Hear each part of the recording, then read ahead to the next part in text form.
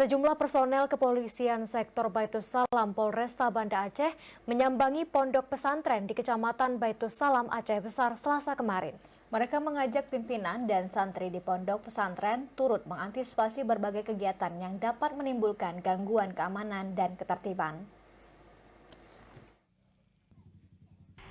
Pondok pesantren Bustanul Mutakin di Gampung Labui, Kecamatan Baitus Salam Aceh Besar menjadi pondok pesantren yang dikunjungi personel polisi di jajaran Polresta Banda Aceh.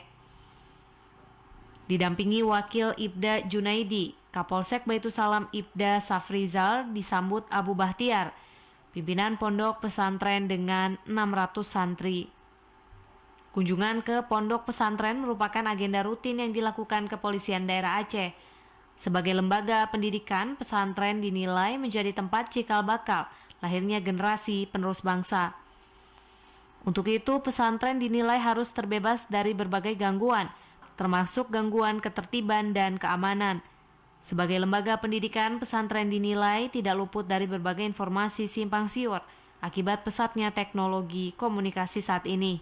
Kegiatan yang kita lakukan ini adalah kegiatan rutin untuk mencegah terjadinya gangguan kamtibmas di masyarakat guna memberi pencerahan dan berkomunikasi dengan pimpinan pondok pesantren dan menanyakan situasi-situasi yang sering terjadi di sekitaran pondok pesantren. Selain pondok pesantren, dalam kegiatan silaturahminya, personel Kort Bayangkara ini juga turut menyambangi tempat pengajian Al-Quran di Gampung Kling. Selain berbincang terkait situasi di lingkungan masing-masing, personel Polsek Baitus Salam juga berharap masyarakat melapor jika menemukan aliran yang menyimpang dari akidah Islam. Dari Aceh Besar, Arman Konadi, TVRI melaporkan.